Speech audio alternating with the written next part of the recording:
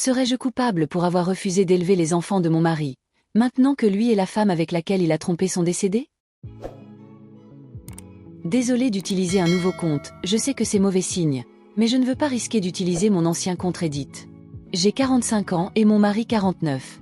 Nous sommes mariés depuis 23 ans, et mon mari a une liaison avec une fille de 20 ans depuis 2020. Je l'ai découvert cette année lorsque sa partenaire a donné naissance à des jumeaux en mars. Évidemment, nous allions divorcer. Nous avons réglé les choses depuis. C'était un long processus en raison de certains biens en commun, et nous devions faire appel à un comptable car il utilisait le compte partagé pour sa liaison. Finalement, les choses semblaient se rapprocher de la fin lorsque mon mari et la femme avec laquelle il m'avait trompé ont été tués dans un accident de voiture. Par miracle, les jumeaux n'ont pas été blessés dans l'accident. Ils sont désormais orphelins et aucun des deux grands-parents ne peut les accueillir de façon permanente. Les parents de mon mari sont tous les deux dans une résidence assistée. Il n'a pas de frères et sœurs et la seule tante qui pourrait les accueillir refuse. Elle n'a pas eu d'enfant toute sa vie. Du côté de la femme, je ne suis pas sur des détails exacts, mais ses parents ne peuvent pas non plus s'impliquer à long terme et sa seule sœur vit à l'étranger. Comme nous étions encore mariés et qu'il n'avait pas mis à jour son testament, tous ses biens devaient être transmis à moi et à nos deux enfants. Je ne suis pas assez insensible pour laisser ces bébés sans rien. J'ai donc accepté de laisser à celui qui est leur tuteur légal le solde restant du compte partagé. Environ 25 000 $ d'économie. Le problème, c'est que personne ne veut les accueillir. Maintenant, mes beaux-parents font pression sur moi pour que je les accueille et les élève. Le problème, c'est que je ne veux pas. Pas du tout. Je ne les aimerai pas et je ne veux pas être la méchante belle-mère. Mais je sais qu'une grande partie de moi éprouvera toujours un certain ressentiment à leur égard. Je préférerais probablement mes propres enfants. Ce n'est pas de leur faute, mais j'aimais vraiment mon mari et je pensais que nous étions heureux avant d'apprendre la liaison. Nous avons deux filles de 14 et 16 ans. Bien sûr, nous avions des désaccords, mais nous ne nous étions jamais insultés auparavant. Puis j'ai découvert la liaison et il a commencé à m'insulter et à me reprocher son infidélité. Il est devenu violent et a même essayé de me chasser de la maison. Pour mémoire, cette maison est celle de mon enfance qui n'est pas une propriété partagée. J'élève également seule des adolescentes maintenant. Je n'ai plus l'énergie d'élever des bébés. Mes filles détestent leurs petits frères. J'ai essayé de leur faire passer du temps avec leur père alors que nous étions en instance de divorce, mais elles ont refusé. Comme tout cela a été découvert à cause des bébés, il n'y avait pas vraiment moyen d'édulcorer la situation.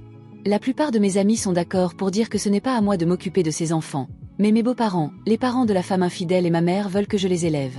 Je sais que ma mère a la fièvre des petits-enfants, mais ça me fait mal de ne pas avoir son soutien. Je dois prendre une décision d'ici la semaine prochaine, sinon les garçons seront placés en famille d'accueil. Pour le moment, ils sont placés temporairement chez leurs grands-parents maternels. Je me sens mal, mais je suis sûre que je ne peux pas les accueillir. Alors, serais-je coupable si je refusais de les accueillir? Petite mise à jour. Bonjour à tous, cela a fait beaucoup plus de bruit que je ne le pensais, et j'apprécie les vœux de bonheur pour mes filles, les garçons et moi-même. Et aussi pour le nombre de personnes adorables qui ont proposé de s'occuper des jumeaux pour qu'ils aient un bon foyer. Je ne suis peut-être pas leur mère, mais cela me touche et me rend heureuse qu'il y ait de bonnes personnes dans ce monde. Après avoir bien réfléchi et avoir parlé à mon avocat, lu les réponses, fait des recherches, etc., je prévois de parler aux grands-parents demain et de refuser de prendre la tutelle légale des garçons. Je leur ferai connaître les noms d'utilisateurs des personnes qui ont proposé de me rencontrer pour des adoptions privées ou des placements en famille d'accueil. Mais mes filles sont ma priorité. Ce sera aux grands-parents des jumeaux de décider s'ils vont procéder à l'adoption, les garder ou les confier à l'État. J'aimerais avoir la capacité mentale de faire cela, mais j'ai deux filles qui traversent beaucoup d'épreuves et elles ont besoin de toute mon attention. Je vais aussi parler aux avocats pour déterminer si les garçons ont un droit d'héritage légitime. Si c'est le cas, je séparerai les droits et laisserai les avocats faire ce qu'ils doivent faire pour qu'ils y aient accès quand ce sera le mieux. Si ce n'est pas le cas, je trouverai un moyen de m'assurer qu'ils aient accès aux 25 000 $ que j'allais leur donner depuis le début. Je n'en ferai pas plus, cependant.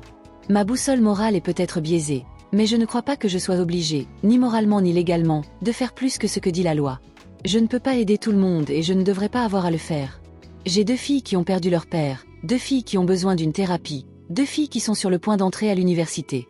Elles ont déjà assez souffert sans voir leur mère favoriser les enfants de la maîtresse de leur père. Deuxième mise à jour. Comme je l'ai dit il y a 2 nuits, je suis allée hier parler aux grands-parents des jumeaux. J'ai expliqué ma position et refusé de prendre la garde des garçons. Ma belle-mère m'a presque giflé quand j'ai dit ça, mais heureusement, tout cela s'est passé dans un lieu public et mon beau-père l'a arrêté. Les grands-parents maternels n'ont cessé de me supplier de les élever car ils ne voulaient pas les perdre.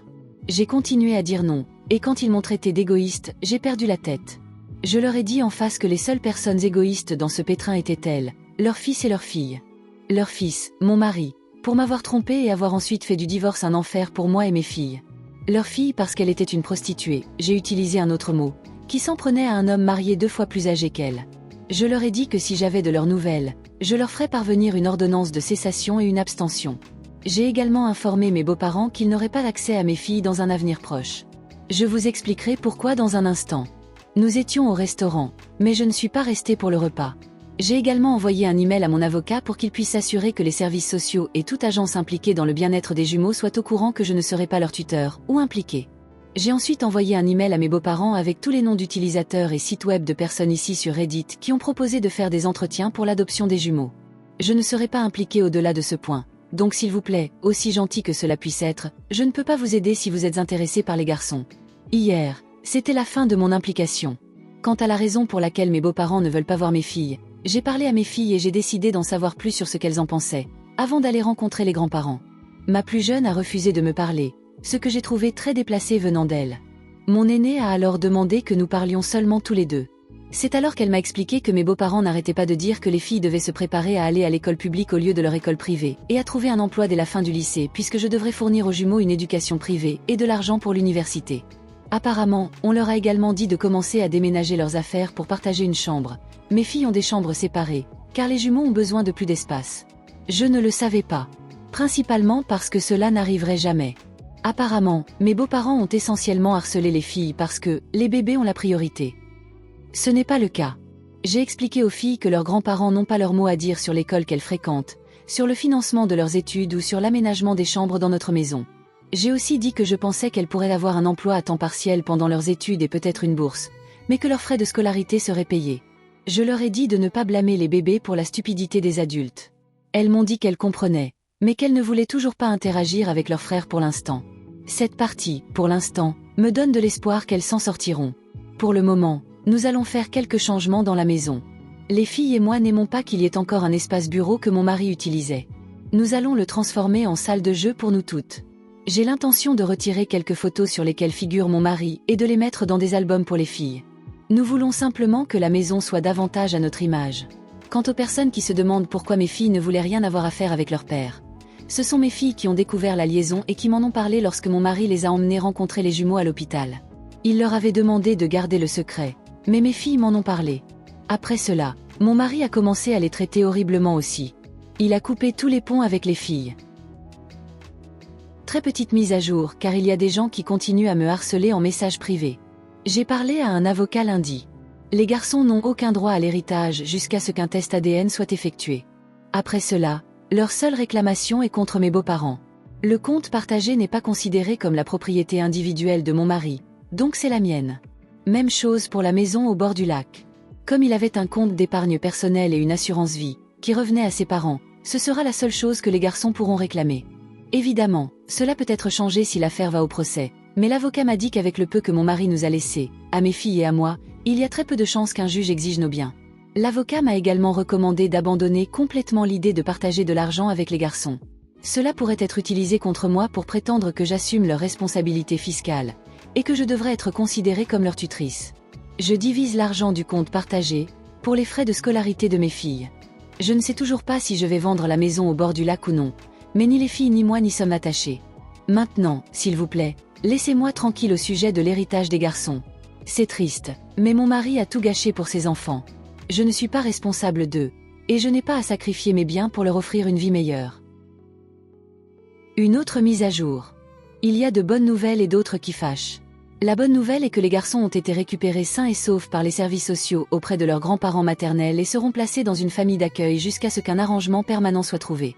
J'ai appris quand cela s'est produit, lorsque leurs grands-parents et ma mère sont venus me crier dessus au travail. En toute honnêteté, je suis contente que cela se soit produit au travail et non à la maison.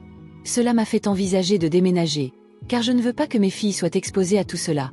Peu de temps après, j'ai été très contrariée par un appel concernant mes demandes de renseignements sur l'accueil et l'adoption. Apparemment, mes informations ont été envoyées aux services sociaux en tant que personne intéressée par l'accueil des jumeaux et éventuellement l'adoption. J'ai immédiatement expliqué la situation entre les grands-parents et moi, et l'opératrice est restée sans voix au début. Elle s'est excusée de la situation et m'a dit qu'elle veillerait à ce que je ne sois pas dérangée par le processus. J'ai aussi été servie ce matin. Mes beaux-parents intentent une action en justice pour les droits des grands-parents. Ils intentent également une action en justice pour obtenir la garde de mes enfants. Apparemment, ils prévoient de quitter leur résidence assistée, ce qu'ils ne devraient vraiment pas faire, pour acheter une maison qui permet aux enfants de récupérer les jumeaux, et veulent maintenant également la garde de mes filles. Mon avocat m'a immédiatement donné des instructions que je ne partagerai pas pour me protéger, ainsi que mes filles, de certains risques lors d'une éventuelle bataille pour la garde des enfants. Mon avocat et moi-même soupçonnons tous de mes beaux-parents de vouloir que les filles les parentifient comme gardiennes des jumeaux, car mes beaux-parents ont des limitations de mobilité. Il fera très froid avant que cela n'arrive. Je ne vois pas les services de protection de l'enfance placer les garçons chez eux pour commencer. Tout n'est pas si mal. Je commence une thérapie la semaine prochaine et ma fille aînée parle encore une fois des universités qu'elle veut fréquenter. Nous n'avons toujours pas vraiment parlé de leur père ni de leur accord pour aller sur sa tombe. Je n'y suis pas allée moi-même et j'essaie vraiment de m'habituer à ne plus l'appeler mon mari. Je n'ai rien à voir avec les préparatifs des funérailles, à part payer les factures et d'après ce que j'ai entendu, ses parents avaient écrit dessus l'épitaphe. Mari, père et fils dévoués et bien-aimés. Je trouve que c'est une blague. Je sais que c'est mal de garder autant de colère et de ressentiment, mais dès que j'aurai le temps, je prévois de changer sa pierre tombale pour enlever « mari et père ». Cela peut paraître mesquin, mais je refuse de dire du bien d'un trompeur et d'un agresseur simplement parce qu'il est mort. Mes filles méritaient mieux, et moi aussi. Et pour tous ceux qui se plaignent que j'ai changé la pierre tombale, c'est moi qui ai payé les funérailles. Alors, mettez vos plaintes où vous savez. Je ne pense pas que je publierai une autre mise à jour avant que toute l'affaire du procès sur le droit des grands-parents ne soit résolue. Alors, aux gentilles personnes qui m'ont envoyé leur soutien, à moi et à mes filles, un grand merci. J'aurai peut-être de bonnes nouvelles à l'avenir, mais pour l'instant, je retourne à mon ancien compte Reddit. Petit avertissement. À la personne qui m'a envoyé un message privé pour me dire que je regretterais de ne pas avoir adopté les jumeaux, je ne le regrette pas du tout. S'il vous plaît, publiez un message public ou laissez-moi tranquille. Je ne traite pas avec des lâches qui utilisent les messages privés pour éviter d'être jugés. Bonjour à tous, certaines personnes m'ont demandé des mises à jour, et pour être sincère, je n'avais rien jusqu'à aujourd'hui. Pour commencer, des cousins du côté de mon ex-mari ont accueilli les garçons. Je les connais, ils sont adorables et je sais qu'ils offriront aux jumeaux une belle vie. Les nouveaux parents, qui les appellent Matt et Kim, ont parlé à mes filles et leur ont fait savoir que si elles voulaient un jour contacter leur demi-frère, il leur suffirait de les appeler. Sinon, elles pouvaient les considérer comme des cousins éloignés.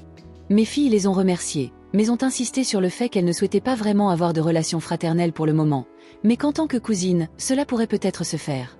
Je leur ai proposé l'argent du compte partagé car ils sont de la même famille et ils m'ont dit de ne pas m'inquiéter car ils n'en avaient pas besoin. Qui m'a même insisté pour que j'utilise cet argent pour des vacances avec mes filles. Apparemment, je ressemble à un mort-vivant. Ils ont également établi des règles très strictes avec mes beaux-parents et les parents du partenaire de mon ex. Ils peuvent voir les garçons, mais ils ne seront pas considérés comme des grands-parents. Cela a apparemment provoqué une grosse dispute avec les parents de l'amante de mon ex-mari. Matt et Kim les ont alors coupés. Encore une fois, des menaces de poursuites judiciaires pour les droits des grands-parents ont été lancées, mais rien n'a abouti. C'est ainsi que j'ai découvert pourquoi les parents de l'amante de mon ex-mari ne pouvaient pas prendre les garçons en charge de manière permanente. Le père est un criminel condamné pour abus. Je ne partagerai pas les détails par respect, mais si ce que Matt et Kim m'ont dit est vrai, je suis content que les garçons ne grandissent pas avec cet homme comme exemple. La seule raison pour laquelle sa femme avait une tutelle temporaire était à cause du décès soudain des parents et du processus pour trouver un parent pour élever les garçons. Elle aurait dû vivre loin de son mari pour obtenir la garde permanente, et elle n'était pas prête à le faire. Mes ex-beaux-parents ont compris que les menaces ne fonctionneraient pas, alors ils ont accepté d'être des grands-oncles et tantes à la place. Tant mieux pour eux, je suppose. Ils veulent maintenant que je les laisse vivre avec moi et les filles puisqu'ils ont quitté la résidence assistée récemment et maintenant l'endroit où ils étaient n'a plus de place. Cet endroit a une longue liste d'attente et la seule raison pour laquelle ils ont été acceptés à l'origine, c'est parce que mon ex et moi avons proposé de payer 5 ans en totalité. Il leur restait encore 2 années complètes de paiement et j'allais payer pour eux.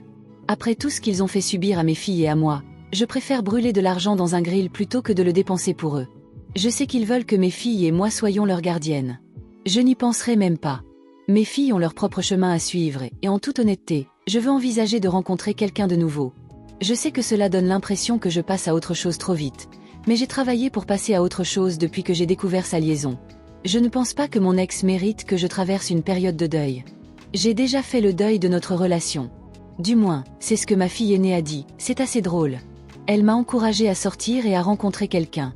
Nous avons toujours ce procès pour la garde de mes ex-beaux-parents en cours, et quelques autres problèmes que je mettrai à jour lorsque j'en aurai plus, mais je voulais au moins faire savoir à tout le monde que les garçons sont en sécurité, et ensemble. Mise à jour. Nous avons donc eu une médiation cette semaine pour le procès relatif aux droits des grands-parents. C'était juste pour éviter de prendre de la place dans le rôle déjà très chargé d'un juge, même si je savais que cela n'aboutirait à rien. Mes ex-beaux-parents exigeaient que les filles soient sous leur garde ou passent les jours de semaine avec eux et les week-ends avec moi. Même le médiateur désigné par le tribunal leur a dit qu'ils n'étaient pas réalistes dans leurs attentes. Mon avocat et moi n'avions qu'une seule offre et n'étions pas disposés à négocier. Il ne verrait mes filles que si elles le voulaient et quand elles le voudraient. Le médiateur pensait également que nous étions injustes. C'est alors qu'un détail est apparu. Mes ex-beaux-parents avaient affirmé au médiateur que mes filles avaient 6 et 4 ans, une décennie de moins qu'elles ne le sont en réalité. Je lui ai fourni des certificats de naissance et je lui ai montré une photo des filles. Le médiateur a secoué la tête et a dit qu'il ne pouvait pas aider dans cette affaire. Mes filles sont trop âgées pour que les droits des grands-parents soient même pris en compte. Il enverra une recommandation pour que le procès pour le droit des grands-parents soit abandonné, mais celui pour la garde sera toujours en cours puisque ni mes ex-beaux-parents ni moi ne sommes d'accord sur la garde. Je refuse de leur donner le moindre contrôle légal sur mes filles. Ils exigent maintenant également que j'en fasse leur tuteur légal si jamais je venais à décéder. Non. J'ai rencontré la sœur du partenaire de mon ex. Elle m'a apporté des objets qu'elle savait m'avoir été volés. Ces objets étaient censés être entreposés. Ma robe de mariée, une vieille boîte à bijoux avec une photo de mes grands-parents, certains de mes manteaux qui sont un peu chers, des chaussures, et ce qui m'a le plus effrayé, des copies de mes documents personnels, passeport, carte d'identité, etc. La sœur m'a dit qu'elle était en train de nettoyer leur appartement lorsqu'elle a trouvé mes propriétés, et qu'elle a utilisé l'adresse indiquée sur celle-ci. Elle a été plutôt gentille et s'est excusée pour ses parents et sa sœur. Je lui ai demandé pourquoi elle refusait de prendre les jumeaux, et elle m'a dit qu'elle l'avait fait parce qu'elle en avait assez d'être le plan d'urgence de sa famille. Elle n'en a pas dit plus et je n'ai pas pensé que ce soit bien de lui demander. Elle savait que c'était mes objets parce qu'apparemment l'amante s'était vantée que mon ex-mari les lui avait donnés, à l'exception des documents. Elle n'a aucune idée de ce qui se passe, mais elle ne voulait rien avoir à faire avec le vol d'identité. Elle a apporté des choses qui n'étaient pas à moi et je le lui ai fait savoir, donc je n'ai gardé que mes affaires. J'ai parlé à mon avocat du problème des cartes d'identité, et il m'a aidé à faire geler mon crédit. Je vais obtenir de nouvelles cartes d'identité et de nouveaux passeports. Nous avons signalé le vol d'identité potentiel à la police afin de pouvoir disposer du rapport, au cas où mes informations personnelles seraient utilisées à des fins illégales ou pour me causer des ennuis. Je ne savais pas qu'on pouvait faire un rapport sur une personne décédée, mais apparemment, cela arrive plus souvent que je ne l'imaginais. Et non, cela ne se transformera pas en une condamnation à titre posthume. Ce ne sont que des formalités administratives pour me protéger. Et une dernière note amusante. J'ai l'intention de brûler cette robe de mariée et de faire des s'mores sur le feu. Mesquin? Oui. Merci d'avoir écouté cette story. Qu'auriez-vous fait dans cette situation? Et pour ceux qui sont restés jusqu'à la fin, je vous en remercie. Si vous aimez ce type de contenu, n'hésitez pas à mettre un pouce j'aime à la vidéo et à vous abonner si vous ne l'avez pas déjà fait. Prenez soin de vous et de vos proches. À très bientôt.